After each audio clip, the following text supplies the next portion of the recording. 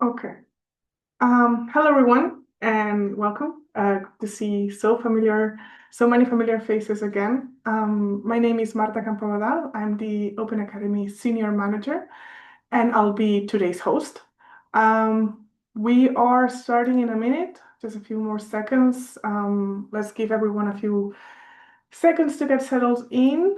And as a recap, today we will discuss how rare disease advocates can take part in European level research funding opportunities, how to assess which opportunities fit to your organization's goal, and what is required to prepare a strong proposal. Before we get started, let's go through some housekeeping. This session is being recorded, and the recording, along with the slides, will be available afterwards to everyone who has registered for this session.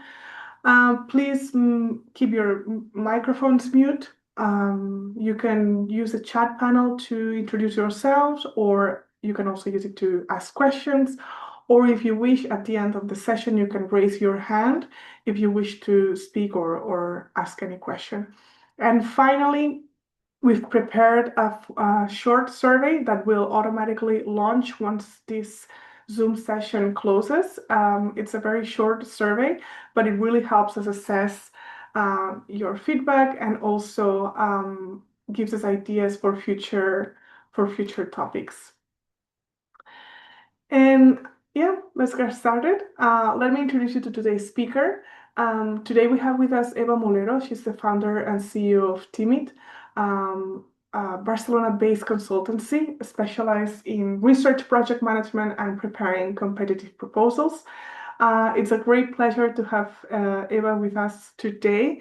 So I really encourage you to absorb all her knowledge and take the opportunity to ask as many questions as you want. And that's all from my side. I think we can get started. Just a short reminder that fill out the survey once the session ends. And yeah, great session, everyone. And Eva, whenever you're ready, you can start sharing your slides. Thank you, Marta, and thanks to the ERDERA colleagues for inviting me to give this session. Quite an ambitious session to provide knowledge on European proposals or projects preparation in 1 hour, but we'll try to give you like some strategies and tips that you can use afterwards. And also thank you everyone for joining in this lunchtime for many of you. So I really appreciate that.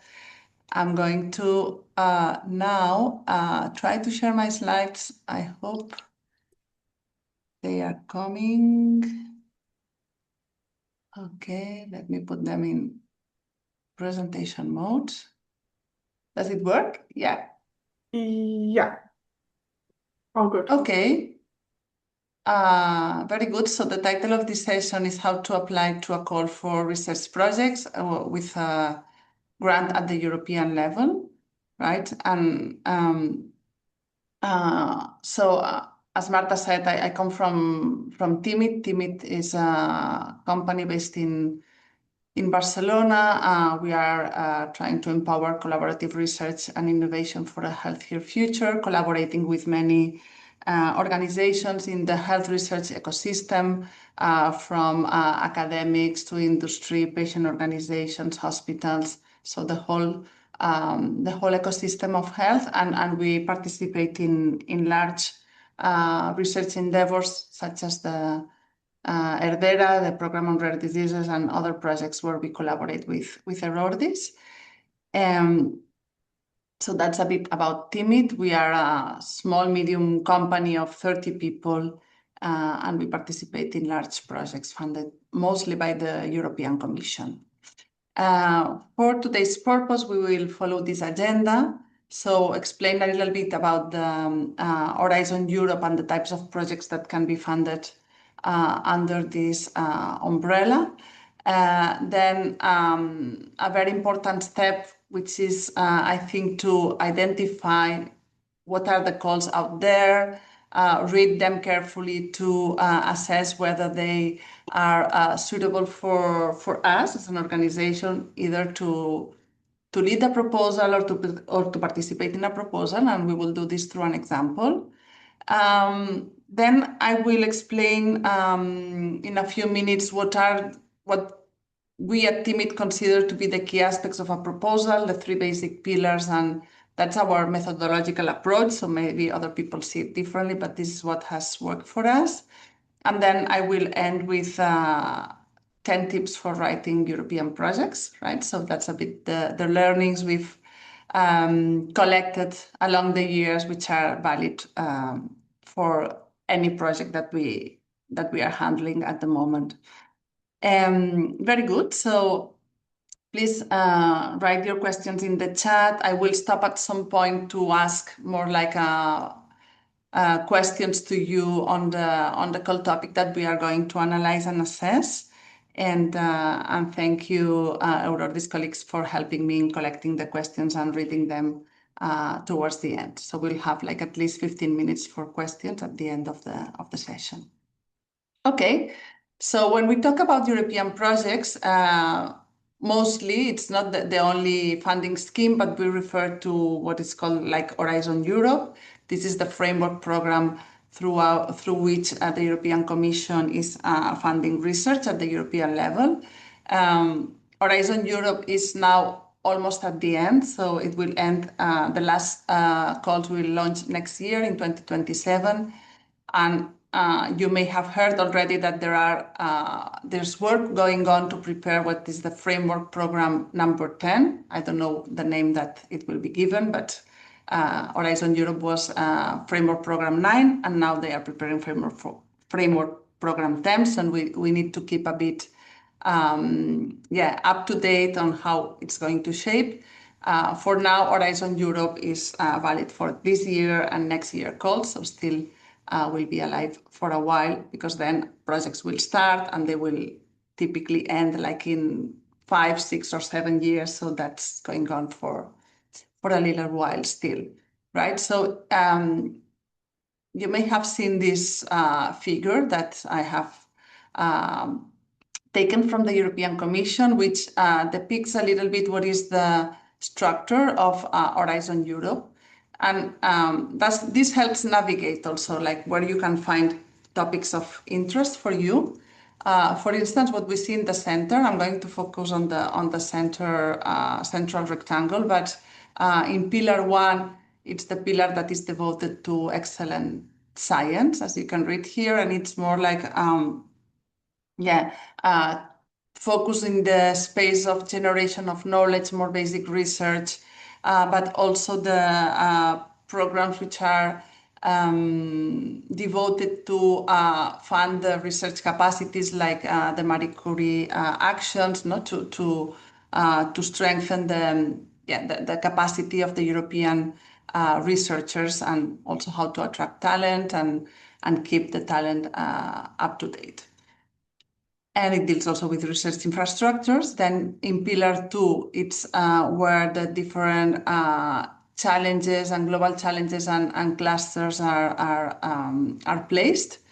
And here it's where we, for instance, at TIMIT, most of our activities here, and you can see the different clusters, which are theme clusters. For us, clearly, the central cluster is health, right? Because we are operating in the health domain. But please do not ignore other work programs which may have calls and topics that touch upon aspects which are also related to health. For instance, in the food, bioeconomy, and natural resources, we recently applied to a project that had to do with the relationship with diet and mental health. So you can still find health-related topics in other clusters. And then in pillar 3, we have the Innovative Europe, which is gathers all programs which are more in the innovation space, meaning which are a bit closer to the market, right? Next to this, we have also other programs that may be interesting for us or for your organizations, which have to do, for instance, with the widening program. which is about balancing the expertise and the capabilities and the knowledge between more and less developed countries in the European Union. So there may be funding opportunities beyond the obvious ones, which for us, for instance, and perhaps for many of you, would be also like Pillar 2 health clusters. So keep an eye also on the other work programs.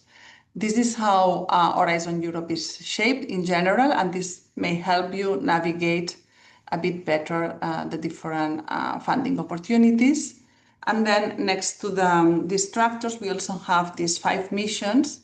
And the reason why I'm pointing at those is because here we have the cancer mission, which also may be a relevant mission for us to look at. And in each of these buckets, there are calls and topics that are open to receive proposals, and this is where, like, when we are preparing proposals, we are targeting a specific topic and a specific program within Horizon Europe. This is what we are going to concentrate on today. Okay, and then I also wanted to mention or to address that there are different types of collaborative projects that mostly refer to work in consortia of organizations. So typically European projects are not tackled alone by a single organization, but require that different organizations come together in a consortium and actually build an application to a call topic text. We will see more an example on that a bit later.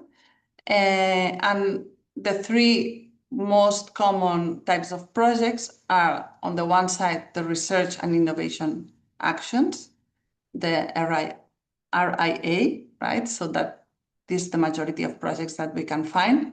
And these are for conducting research, developing new knowledge, to explore the feasibility of new or an improved technology, etc. And it is applied by consortia of partners, and they need to be from 3 different, a minimum 3 organizations from 3 different countries, and they typically gather different stakeholders that are needed for the successful completion of the project, right? Then we have innovation actions, which are a bit closer to the market activities, and these are ideal for instance technologies or treatments that are in a more mature phase, such as prototyping, validation, piloting, and scaling up phases, right? So it depends a bit on the project that you want to participate or lead. It would be more suitable a research and innovation action or an innovation action. And again, those are built on the basis of consortia of partners that gather the organization required to successfully complete the project. Sometimes also for innovation actions and research and innovation actions, it can vary the percentage of funding of the project activities, right? So research and innovation actions are typically funded at 100%, which means that all the costs and all the budget needed for developing that action is then reimbursed by the European Commission, while for innovation actions it may be a lower percentage, right? Maybe it's not 100%, and this is very important for financial sustainability, so we really need to look at those conditions. And then finally, we have the coordination and support actions, CSAs, which are not per se designed to conduct research in those projects, but rather to coordinate and network in the research arena, right? For instance, a coordination and support action could tackle the neurodegenerative space. I'm just putting an example here, and then it could coordinate like what are the what's happening in different projects, organize workshops on topics of interest, and so on, but it does not comprise conducting research activities.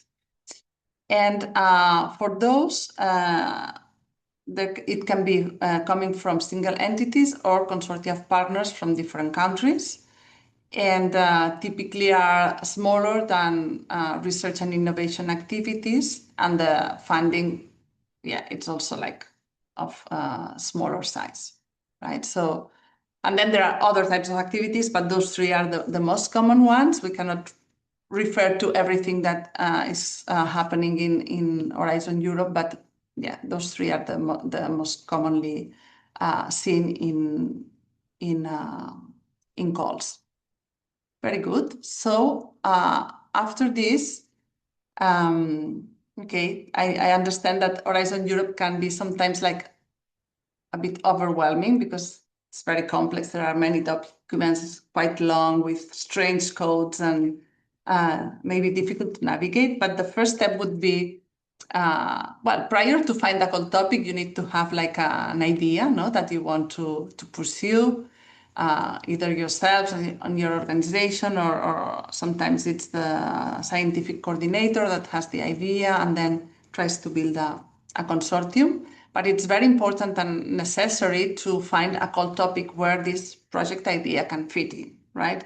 And that can be like sometimes a daunting endeavor because it's not, as I said, not easy to navigate those documents.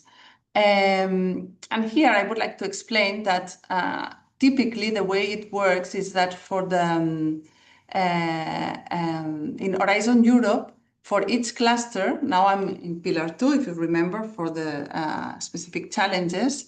Let's go to the most typical scenario where we are interested in health projects, as you can see here in the slide.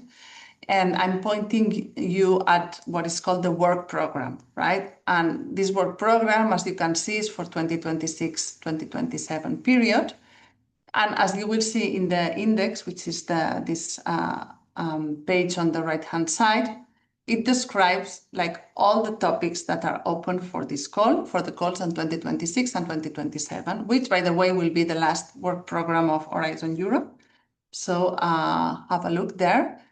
And this is true, like for every year or every couple of years, you will have find this work program that is publicly available and with sufficient anticipation so that you can really have the time to read and identify, okay, I'm interested in this topic. How could I be on the radar of a consortium, or how can I activate my network so that we can do something together and apply to this topic text, right? So I did a bit of an exercise. Nowadays, artificial intelligence is our best friend sometimes, but sometimes it can be also an enemy. So I'm not removing human judgment from the equation, but I tried to say, okay, let's identify in this work program 2026-2027 when preparing for this session today, what are the topics that very clearly tackle rare diseases so that I could share with you, right? And I found that this year we don't have any topic for 2026-2027 that actually has in the title, or let's say in the description, a clear reference to rare diseases, right? Except one, which is the second phase of the ERDERA partnership, but we know that this goes a bit like in a different direction. It's not a traditional topic. But yeah, I could not find, with like a quick search yesterday, well, a couple of days ago, I could not find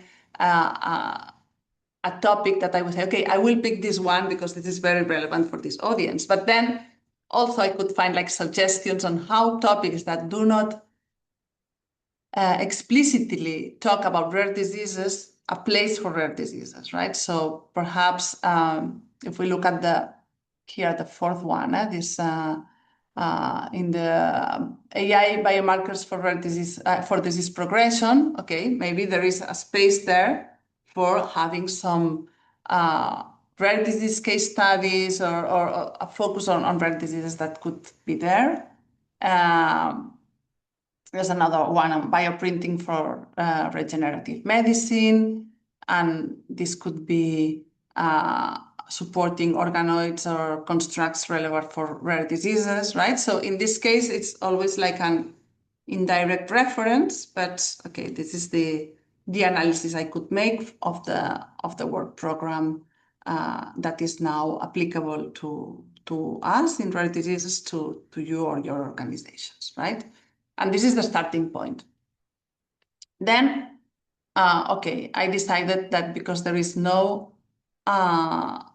explicit topic on rare diseases, and just to facilitate the flow of the session today and the ulterior discussion, that I would select a topic that's a bit old, but also in the Horizon Europe, but explicitly tackling rare diseases, because I think that is most interesting to us as a starting point, right? So then what I did is I went to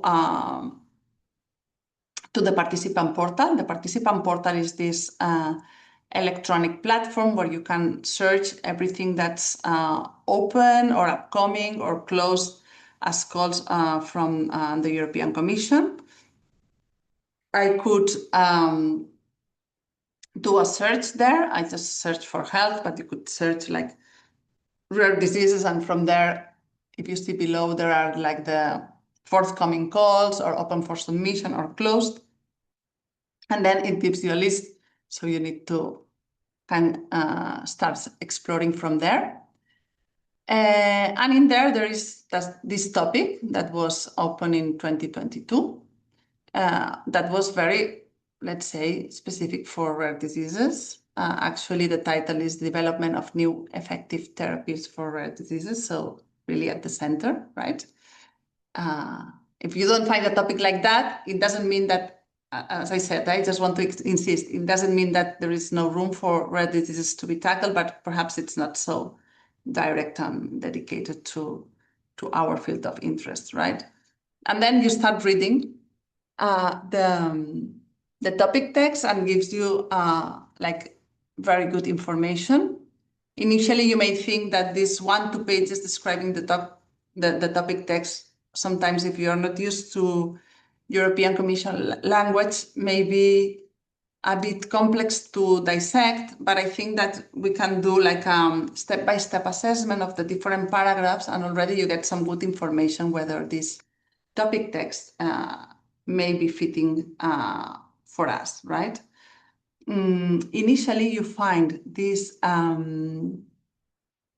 table that describes the formal requirements for the projects they are expecting. And it tells you that they are expecting a project of around 8 million euro, right? And this gives us the information of, okay, what is the size and ambition of the project, right? So if you have a project that tries to do something that is very ambitious or very expensive because it's a clinical trial that requires lots of recruitment, and on top of that, you need to do other experiments, maybe 8 million euros is too short, or the contrary, right? Maybe you are trying to find something to do research or just some networking activities, and then maybe 8 million euro, it's too much, and then you may wonder, okay, is this the right topic for me, right? Because then you are competing with other proposals that are strictly targeting these requirements. So the 8 million euro gives you an indication of the ambition of the project and how much complexity you can bring into this proposal. And then also it tells you below that this indicative overall budget is going to be 60 million euro, right? So it means that they are not going to fund just one project, but several projects, right? Which is also important, because if they only fund one project, you need to be the project, right? That actually tackles everything. If they fund multiple projects, then one can afford to be like a bit more specific and tackle just a group of diseases, and expecting that other projects will be going for another approach, right?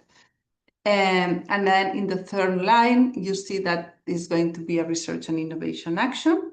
So referring to what I said before about the types of activities, there needs to be then research included. It's not just innovation, it's not just networking and coordination, but really an important research component. And then other eligibility conditions. In this case, it's quite generic, right?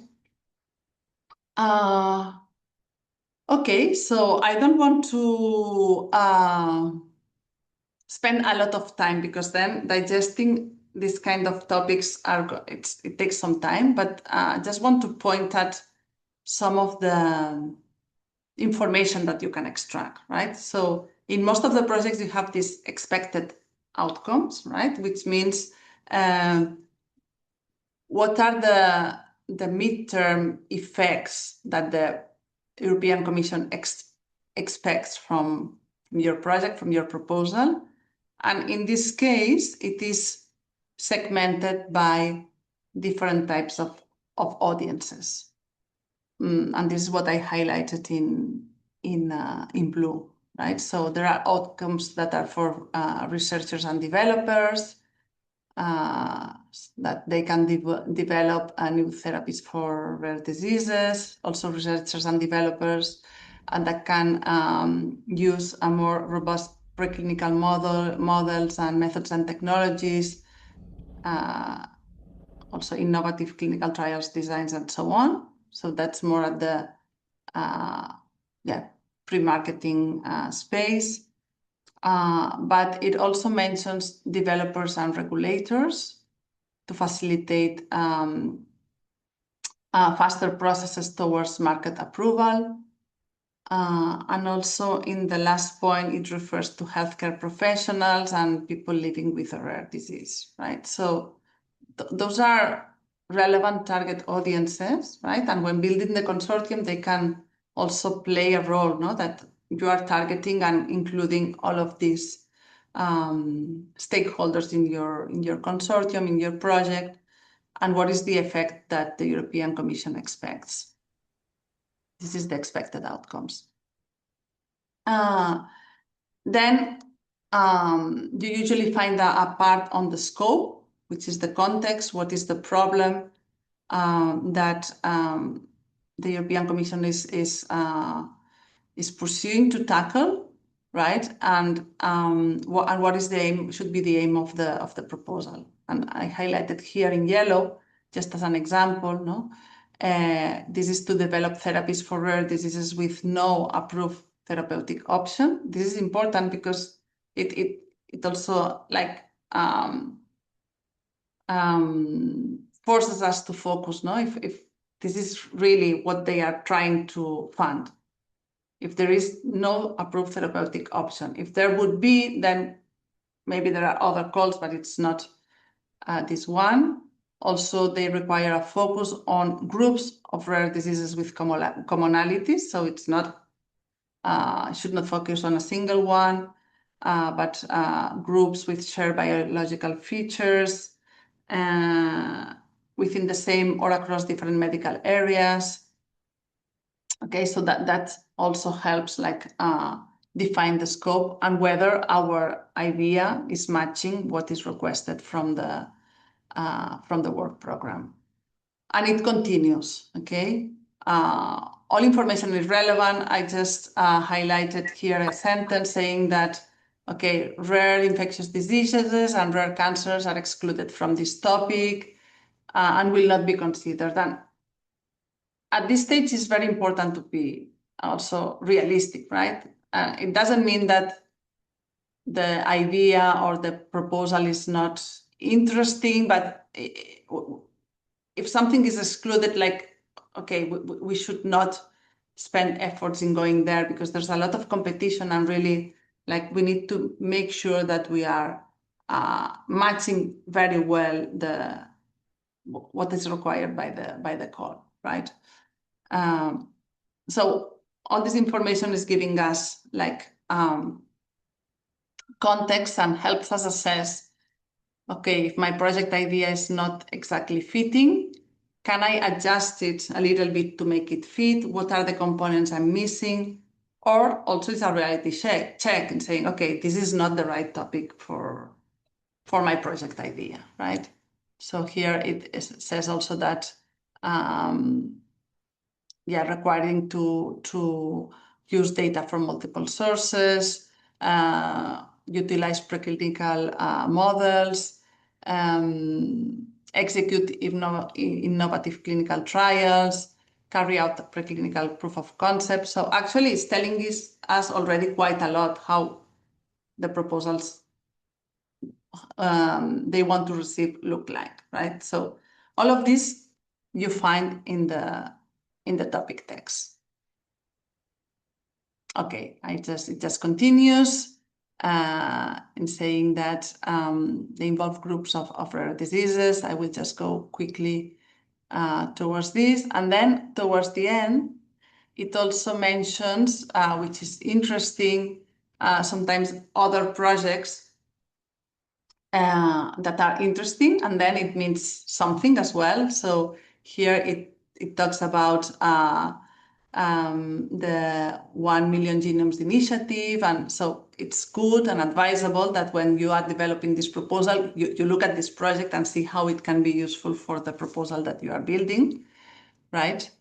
And so everything is there for a reason. So try to investigate why they are mentioning like the ERDERA Orphan Drug Development Guidebook. So don't ignore the references that are there.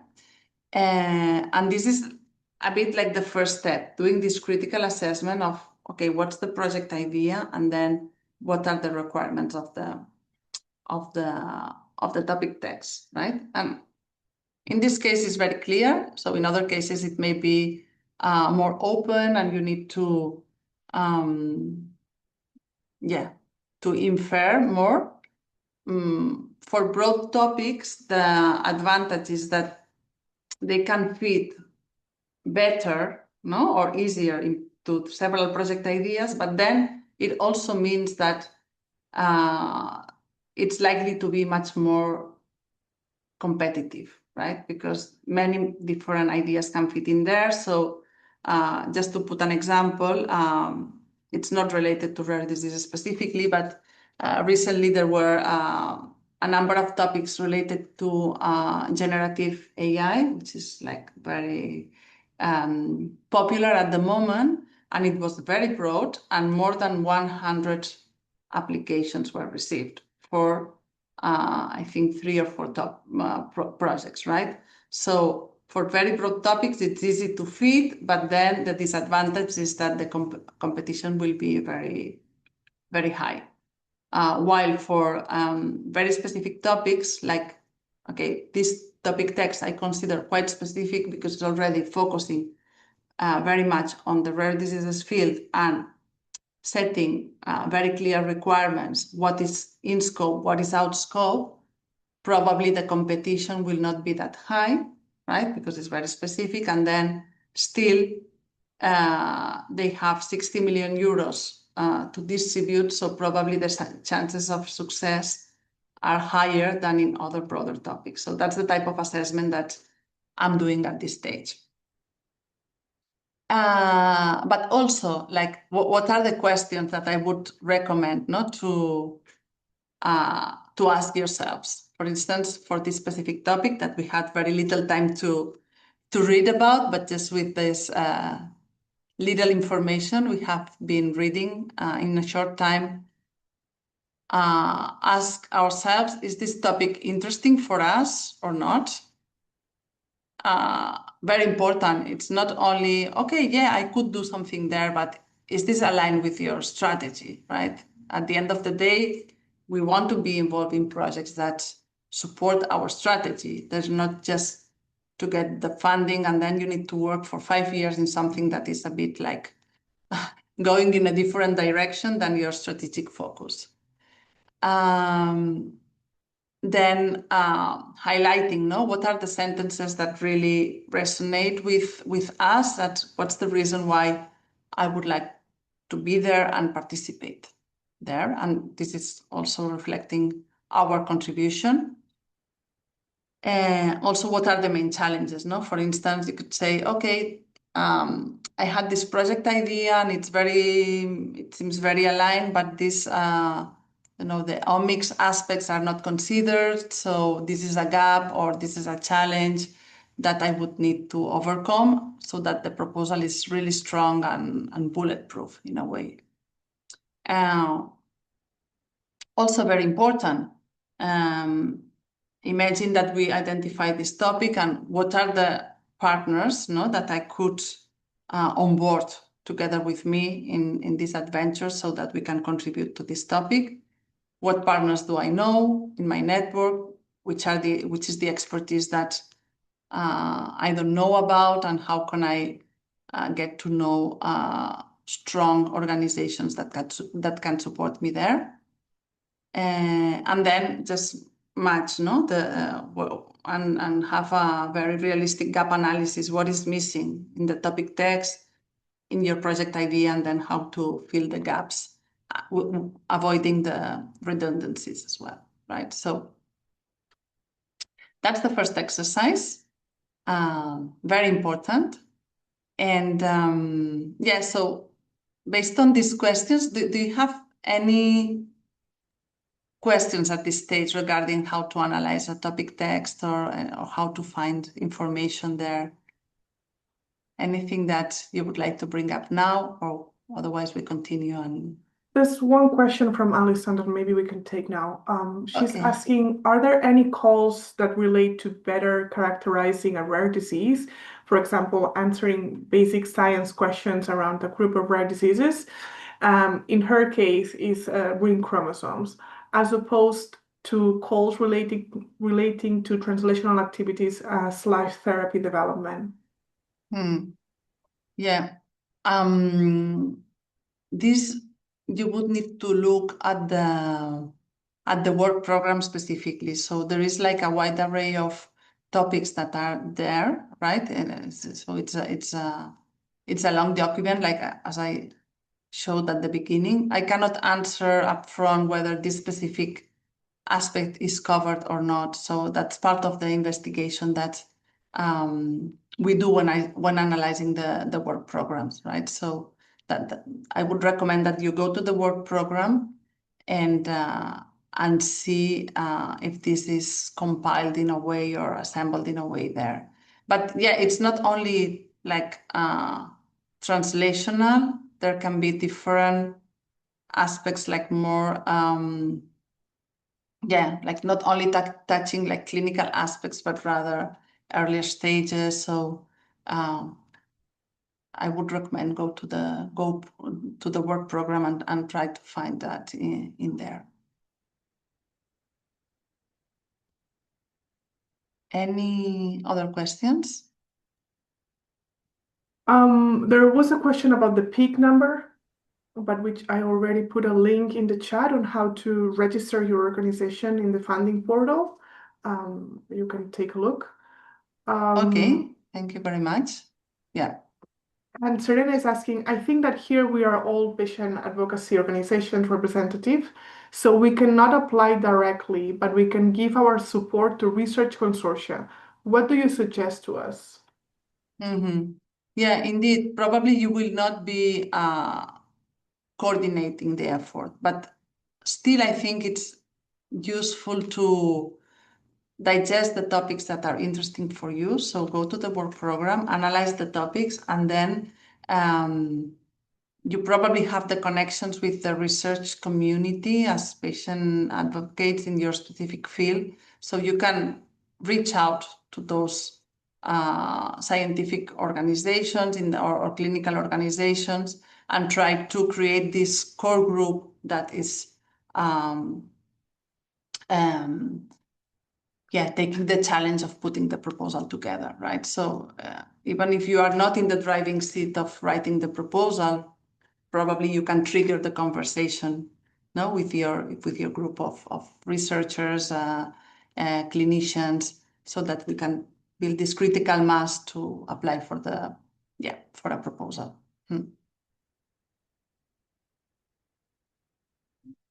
Okay, so I would like to move on now to the next topic, which is also again, just knowing that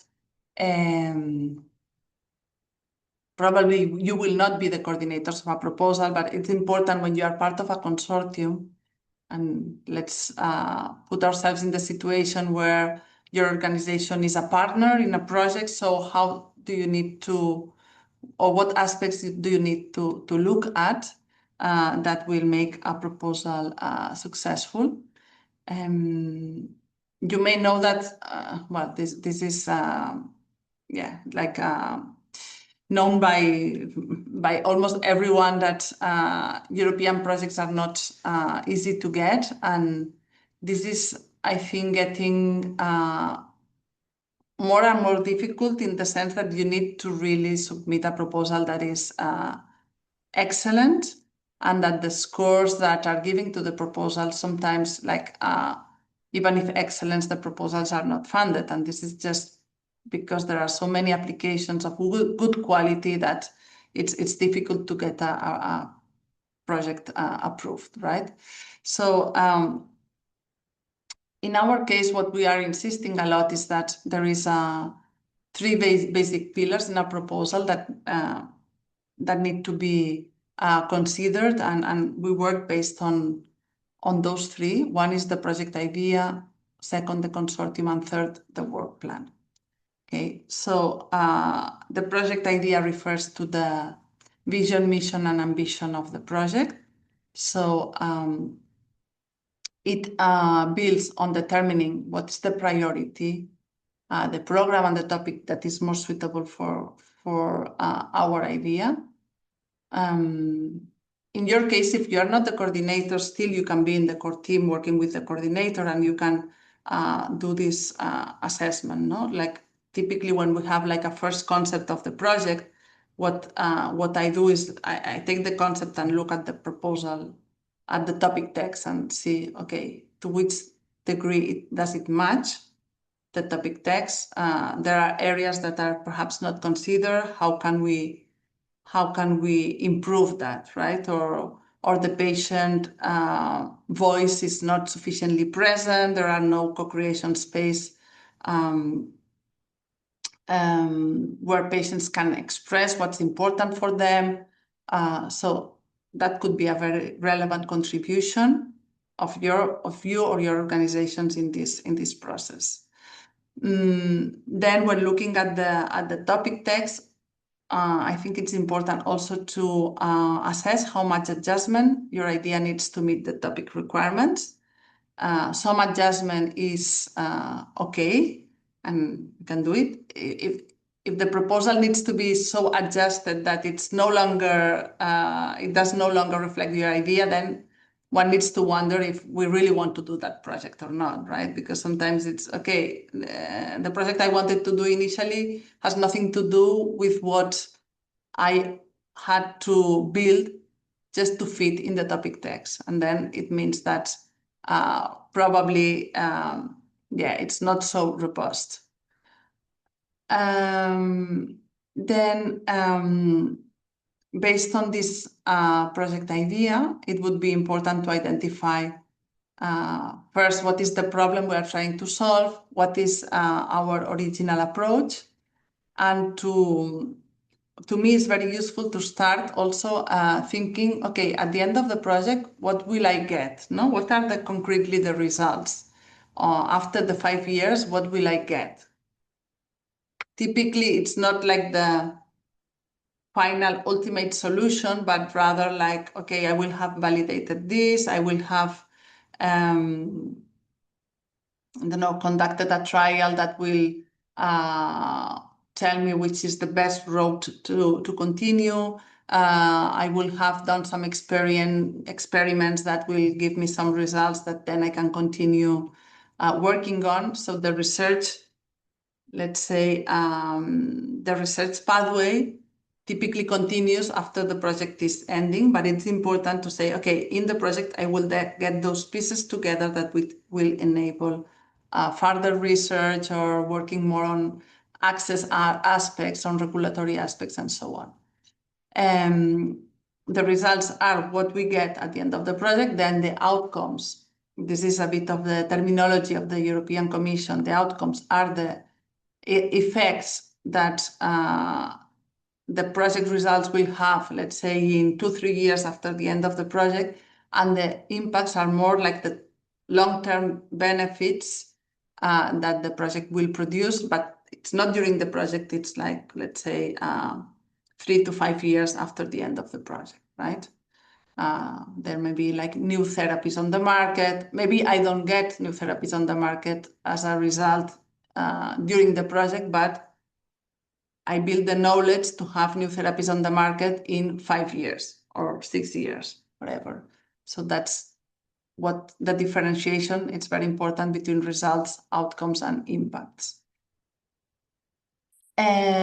Also, when talking about the project idea, it's very important to understand the European Commission priorities and requirements, right? So that we can present our proposal in an attractive manner. Again, we have to think that we are competing against other proposals. So you not only need to be good, but also compared to others, because then at the end of the day, there is a score and a ranking, and only the proposals that get the higher score are retained for funding. And what is very important as well is to define that the objectives of our project are well defined and that are measurable and achievable during the project duration, right? It's not just I will improve the health of the treatment options, but also like during the project, what are you going to get? That is what the objectives describe. What is more the long-term effects, then we are talking about impacts, but not about the objectives. So you need to be ambitious, but also be realistic, right? And then in the evaluation, I have seen both types of comments. On the one hand, sometimes reviewers can tell you, okay, this is too ambitious. I don't believe that with in 5 years with this proposed plan and 8 million euros, I don't believe that you are going to achieve all of this, right?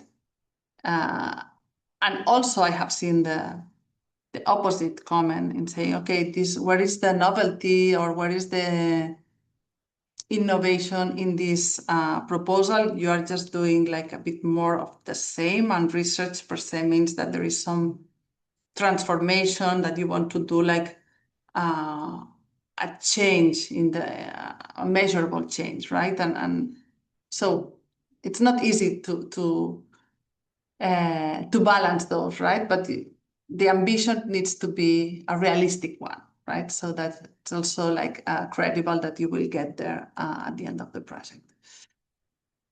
Okay, the second pillar, it's based on the consortium and the team of the project. And here, as the colleague mentioned, probably in your case, you will not be coordinating, but you will be part of the consortium. And also you need to be aware that having the patient voice in any consortium is a big asset, right? So really helps proposals and projects being stronger, and it's very well considered by the evaluators when they see a project on a specific disease area and that the patients are involved meaningfully, not only as a tick the box exercise, but really in providing input in relevant areas. This typically gets very good comments from the reviewers. And this is something I think you need to also, kind of play this advantage, right? So you can also be assertive there in saying, okay, I can make a difference in the proposal, right? Because that's the reality. I have experienced that, and even I have experienced like doubts from the scientific, like the core scientific team in saying, okay, but do you think it's necessary to have like the patient organization as a partner? Because at the end of the day, like, okay, well, how they are going to contribute. And when I'm able to convince them that this is really worth it, right? Then this is confirmed in the evaluation. So I have many experiences of that. So I am really an advocate for the participation of patient organizations in consortium. And this is I think it brings success also in the evaluation stage, right? Not only in the project, but also in the evaluation. It's really well perceived by the reviewers, and this is a strength you have, and you need to actually be aware of it and be empowered to bring it in the discussions. Okay, beyond the minimal requirements of the European Commission, as I said, 3 organizations from 3 countries. Okay, that's the obvious part.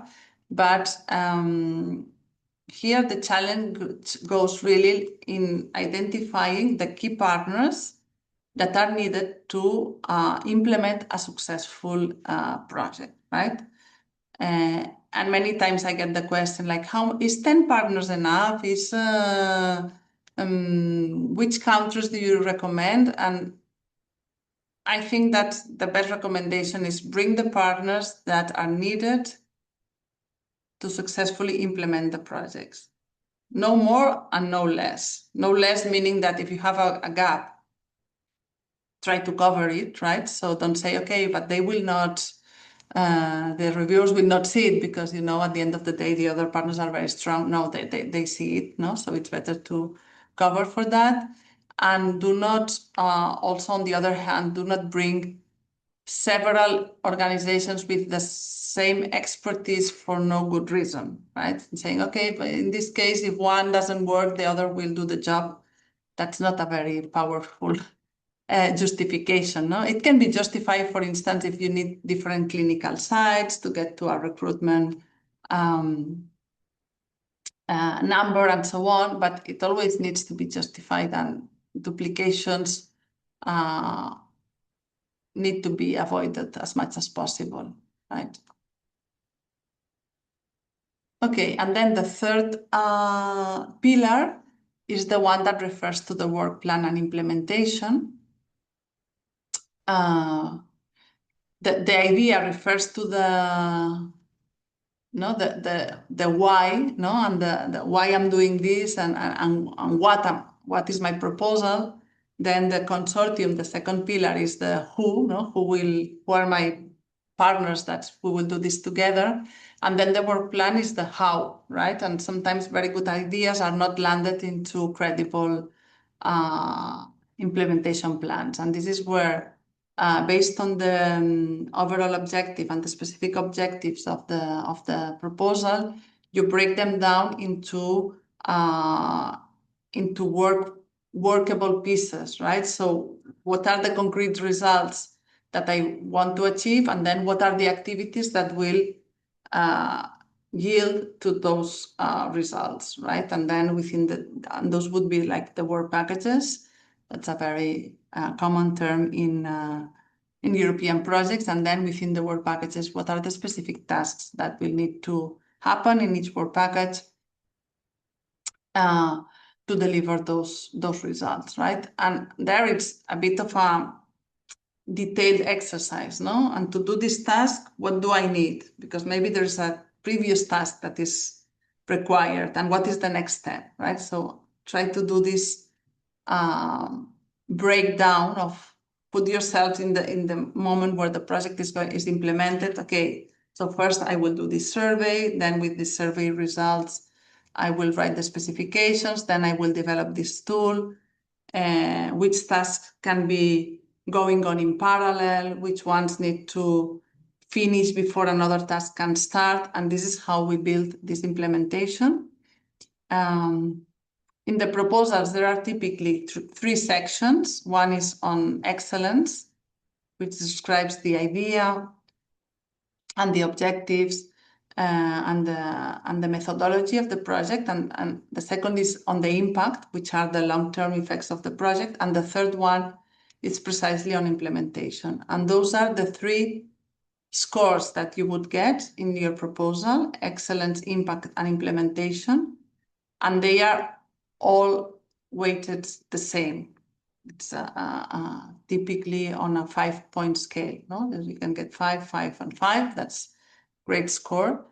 It's true that if different proposals get the same score, then the excellent score is used as a, let's say, to make the decision, the final decision. But impact is as important as excellence, and implementation is as important as excellence when it comes to scoring the proposal. So it's very important to also work in this implementation plan.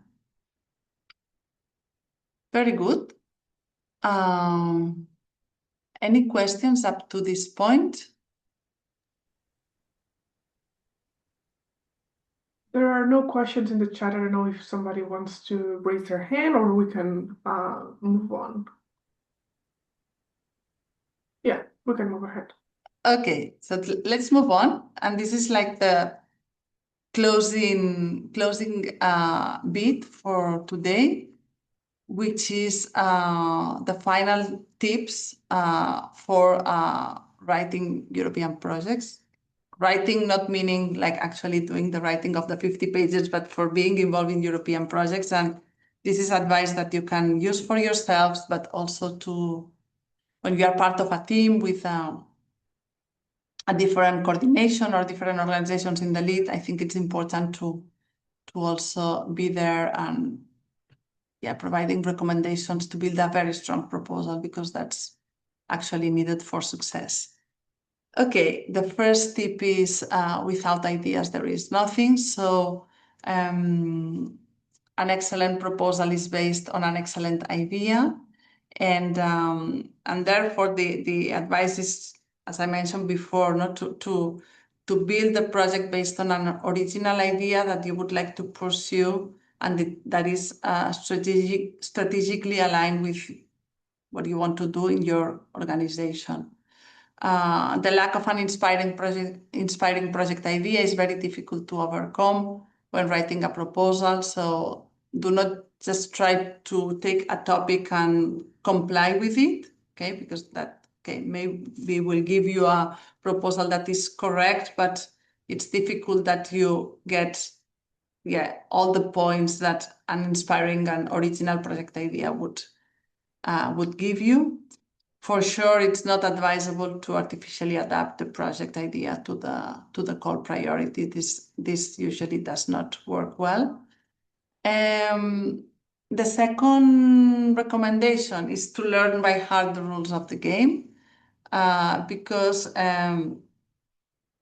those are can be quite complex, right? So there is always like this what I call the information package, which is comprised by the work program. So really study well the topic text. And the topic text is only like the specific topic, but then if you go up in the work program, there are also like high-level sections which actually inform you about the spirit of the topic text. And you can also, in the impact section, express or describe how you are tackling these higher level ideas at the work program, but also strategically in a higher level. Okay, and then also like what is the formal process, which is like there's a template for the proposal. Typically, if you're going for a full proposal, that's around, the length is around 40 to 50 pages. Like it can vary, but it has very precise rules that you need to learn and know very well, because if you don't deliver against those formalities, it's a pity to lose points for that, right? And also a very important thing is that you can read and analyze very well how the proposals will be evaluated, right? What are the evaluation criteria, how the evaluation process goes, so that when the proposal is mature enough, you can also check against the evaluation criteria, how well I am doing against this criteria in the implementation. You need to critically analyze that. Okay, so then the third point will be what we will do in the project and what we will not do in the project. So this refers actually to the scope of the project. It's as important to clearly define what we will do as to define what we will not do. And to have clarity on that from the beginning, it saves us a lot of time and misunderstanding, right? So when something is not included, we should also clarify to the partners as soon as possible, right? And then again, as I mentioned, we need to find this balance about being realistic and being ambitious. So when we are at this stage of selling our proposal, we want to be ambitious to show that we will do a lot. But then if we are promising too much, it may also play in our disadvantage, right? When we have defined the scope of the project, then we can work on this general, what is the general objective, what are the specific objectives, what are the work packages. The work breakdown structure refers to the implementation plan that I mentioned before. And then we have these deliverables, which are the reports that we are sending to the European Commission to show that progress goes as expected, and then the milestones, which are the kill points in the proposal. And they should be easy to map out. They should be coherent development from the general objective. The fourth point refers to the fact that the first impression really makes a difference. So imagine that we have a review panel and they have like, I don't know, 10 proposals to review, and they want to, I think it's very important that they see from the very beginning that our proposal is strong, it's appealing, it solves a very big need, no, that we have, an unmet need that we have right now. And therefore, you cannot wait to show this until page 5 of the proposal. That is too late. At that point, the evaluator has already decided whether they like or not the proposal, and then the rest is just going to be like additional information. But it's very important to have a strong opening in our proposal, and the first 2-3 pages really explain what we want to do, and then use the remaining of the sections to reinforce that. Therefore, it is critical to write the first sections in a very convincing and organized manner, and also to bring some rationality, but also passion. No, why is this important? No, what's the ambition, and also why this is realistic and is going to succeed. Facilitate the reading by avoiding excessive detail. Have a good organization of the information. Typically, because the space is reduced, we tend to kind of pack all the contents like very, like it's very dense, but try as much as possible to facilitate by having nice figures and that really help the understanding, tables or bullet points, or smartly highlighting what is important, right? And do not digress too much. The fifth recommendation is to choose the right partners. Building a consortium is one of the main sources of anxiety for the project coordinators, and whether I invite my colleague that I've always worked with them, or him or her, or I don't know this partner, but it seems to have an interesting expertise. Shall I invite them or not? Or if I wait to invite a critical partner or a key opinion leader, maybe it goes with the competition in another proposal. So all of this needs to be balanced. At the end of the day, I go back to the rule I told you before, no? Like a consortium should be formed by all the partners needed to successfully execute the project. but don't invite too many partners, because then it's very difficult to manage. No, a consortium with 10 partners is better than a consortium with 20 partners. If you only need 10 partners, just focus on those. And also in terms of resources, when you start slicing very thinly what resources goes to each partner, then nobody is completely happy and people are under-resourced, and then doing the work, it also gets complicated. The sixth one is about how to formally organize the proposal. So the previous one was on, the first impression is more about being convincing from the very beginning. So start on the right foot. And this is about looking at the formal aspects of the proposal, like all the way.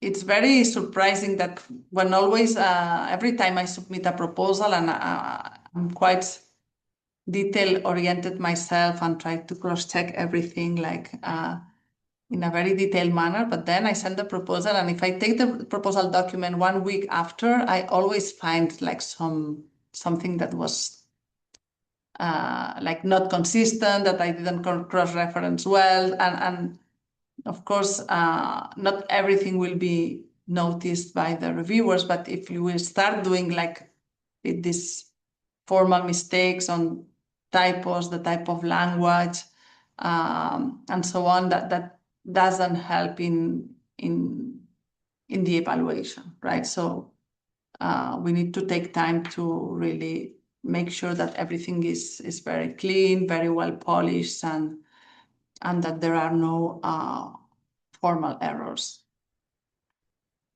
The seventh one is the right information in the right place.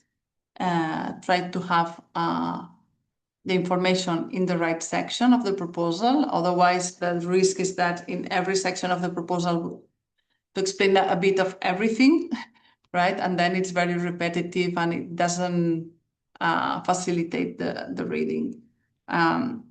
Coordinators always have this dilemma about whether they should write everything themselves, or whether they should go for a more decentralized model where different partners are asked to write different sections of the proposal. And I think that there is no right or wrong, but if you go decentralized, there the risk is that there may be different writing styles and levels of granularity, so you need to allow for sufficient time to bring things together and harmonize.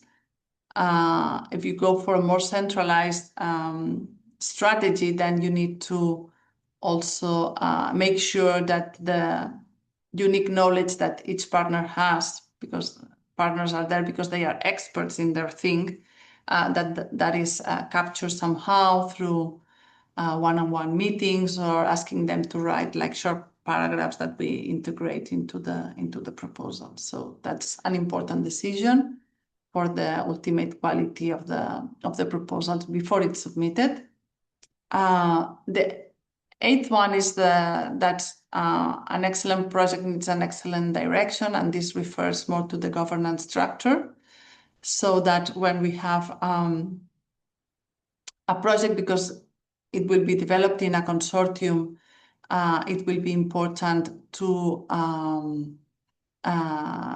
actually consider those aspects, how decisions will be taken, what are the powers for the General Assembly, if there is an advisory board, if there is an executive committee, what is the role of the coordinator, what is the role of the work package leaders.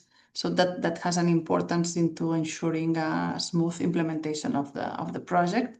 And also we need to adapt this to the size of the consortium, right? So if we have a consortium with 8 partners, we don't need to overdo it and have like many boards that will bring a lot of complexity. While if we are dealing with a large consortium of 30 or 40 partners, probably we need different layers to ensure that things will move in between General Assemblies meetings. Okay, then getting to the end of it. One question that usually comes, it's about how to budget, right? Because that's when it comes to money, there can be some discussions there. And for me, the recommendation is always to relate budget to work, right? So let's not divide the budget up front. This is not a good strategy, in my opinion, but rather, okay, in the first phase, we talk about work, what work is each partner going to do, and then the euro come from the work that each partner is doing, no, and committing to, and try to avoid the political distribution of budget. It may work during the proposal phase, but then it's quite terrible during the implementation phase if you have distributed the budget politically. What I also recommend is to be very transparent and share the budget information with everyone, not only when partners receive their own budget. I don't really like this because it shows that the criteria for building the budget at least is unknown, while if you distribute it based on work, it's very easy to share the information with everyone and explain the rationale behind the figures in the proposal. And then the final one is not to believe in urban legends, right? So sometimes you get this advice or like rumors like, okay, you need a partner from this country, or I heard that you should have this partner in the proposal. Okay, that is good to know, but then really what matters is that the project has this inner strength, right? So if you try to fit something in which does not match with your strategy, it will show a weakness in the proposal, right? So the recommendation here is not to overestimate the political component of European projects. There is some political aspects, but that you can read from the project text and then make strategic decisions, but they need to always fit naturally in the project that you have designed and that you are participating in. With this, I think that those are the final recommendations I wanted to give you. I understand that most of you are not going to be coordinators, but I think it's good to know the context so that you can also participate in discussions in the consortia that you may participate. And then I would like to wish you a lot of luck and energy in proposal preparations. It's an intense, but also I find it very exciting phase of any project. I would like to open the floor for questions. I will stop sharing so that I can see you better, and I'm ready for questions. Yeah. Are there any questions for Eva at the moment? You can type them in the chat or you can raise your hand. Now is your chance. Yeah, Juliet, go ahead. You're muted. Can you unmute yourself? Yeah, thank you so much for the presentation. I arrived a bit later, so perhaps I did not get the information, but is there now a deadline to apply for these proposals or not? Yes, for each topic or for each work program, there are a number of deadlines, and you have this in the topic text, right? So the topic text indicates which is the deadline. So there's something I didn't mention, but typically there are calls which are single stage or two stage, right? So for single stage, it means that you submit the full proposal once, and there you get the full evaluation whether you are granted the project or not, and then if you are granted, you move immediately to the grant preparation and you start the project. And for other calls, there is a two-stage approach, and then in the first stage, you prepare a short proposal, typically 15 to 20 pages, more focused on the excellence and impact part. If you are selected for the second phase, then you submit the full proposal, which adds more on the impact and also develops fully the implementation part. For instance, now in the work program 2026-2027, there is a call open that closes on the 16th of April. Okay, and but there will be other calls, so I don't remember now by heart all the. Yeah, but this is indicated. Let me see if I can. In the participant portal, you will find the deadlines. Let me just show you, just as an example, and that's again an old one.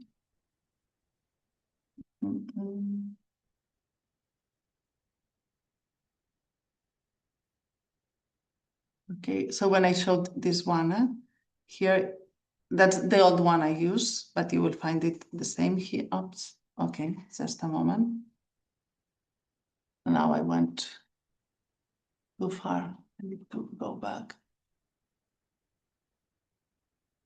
Okay, let me just get there. Okay, so in here, you see it's the opening. You have here the opening date was the 8th of April, and then you have the closing date on the 16th of June. So this type of information, you kind of see it for each of the topic text. Thank you. Thank you very much. There's one question from Esther on the chat. She's asking if the Horizon Europe isn't only for medicine research, just to confirm. Medicine research as opposed to what other type of research? So for medicine development, you mean? Or? I guess she might be typing, so. Okay, sorry. It's okay. Are there any other questions at the moment? Remember that you'll have the recording as well as the slides, which are very detailed, and I think they can serve you later. Serena has a question. Could you clarify the lump sum funding model? Yeah. So lump sum, okay, seems to be the way European projects are going now and will be more implemented in the future. So besides the traditional model is that during the project, so it affects mostly the finances of the project, right? So the financial aspects of the project is that you get like for traditional projects, when the project starts, you get what is called the pre-financing, right? The pre-financing is like an advance payment so that organizations can start working, hire personnel, and so on, right? And then the project is divided in reporting periods. Let's say that a 5-year project is divided in 5 reporting periods, just to make it easy. Then it means that every year you will report on the work you have done and the expenses you have incurred in, right? The European Commission reviews and approves, and if the European Commission approves my expenses, it will pay me those expenses, right? If it's 100% funding rate, they will, if I report 1,000, they will pay 1,000 to me, right? And this goes along during the project, right? Except that the moment I get paid 85% of my budget, I don't get any more payments until I do all the final reporting, okay? Because the Commission doesn't want to pay everything until the project is completely closed. This is how it works traditionally.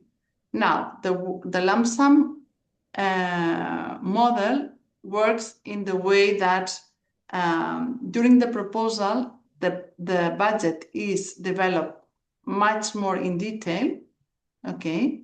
And the consortium is automatically paid once the tasks are completed.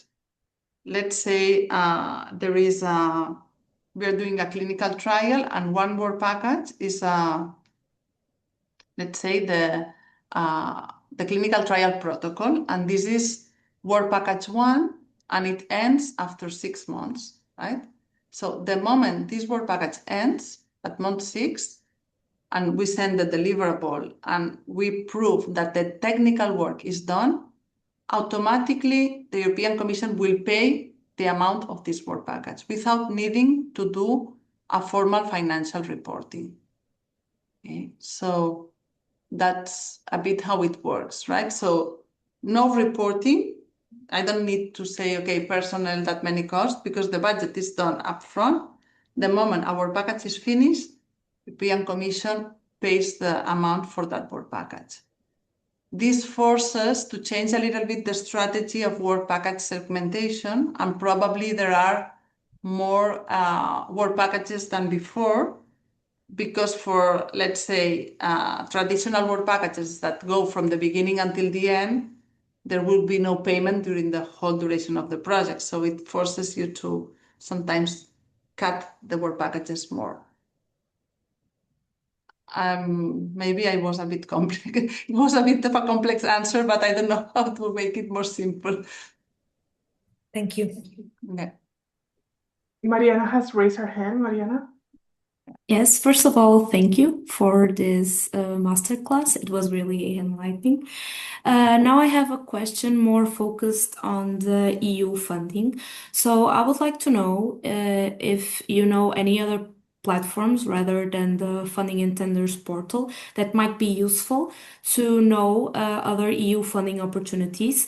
For example, in our project, we are also trying to understand mobility funding rather than Erasmus Plus and other types of funding for this specific application. So I would like to know a little bit more about this topic on the funding opportunities and possible platforms or channels to explore. Mm-hmm. Yeah, for European Commission funding, I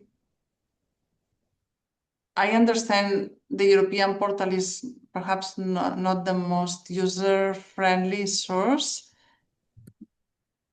but I like going to the source, right? So because I would insist, that whenever you hear about other things, but if it's easy funded, always go and check there, because then you're sure that you get let's say, the official information, right?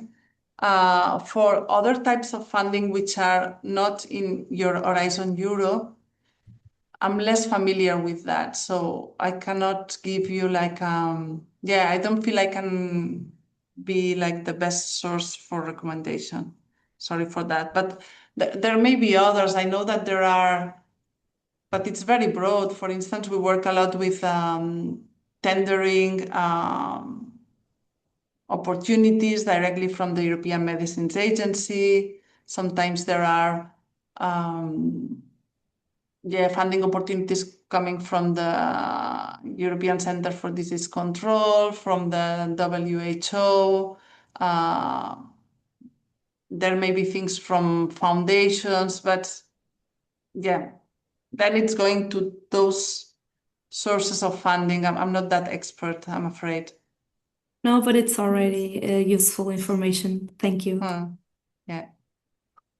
And on the question before, because you were saying like, no, someone was asking whether it's only research on medicines, right? And I think it's broader than that, right? So at the end of the day, there's maybe treatment component, but I have been participating in proposals also on digital interventions. I don't know if this is considered medicines or not, but not so just also on technological aspects. And now I'm reading, because I read this morning the word programs, and I was kind of curious about this topic text. Is on innovative interventions to prevent the harmful effects of using digital technologies on the mental health of children and young adults. And because I have teenagers at home, so I was kind of, oh, that's interesting, right? So I think it's broader than medicines, and that is just a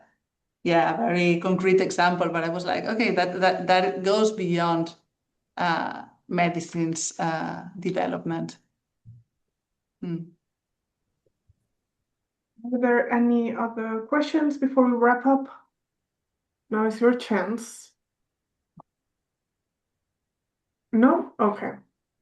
No problem then. Thank you very much for joining us today. It was a pleasure always to listen to Eva, and I hope you found the session really interesting. Remember that you have the recording and the slides available probably tomorrow. You'll receive an email from me with a link to the recording and to the slides. And yeah, we hope that you keep joining us for the next masterclasses that we'll be organizing in 2026. And we look forward to seeing all of you in our trainings and our online webinars. Okay? Have a nice day, everyone. And yeah, let's be in touch and see you all soon. Thank you. Bye, everyone.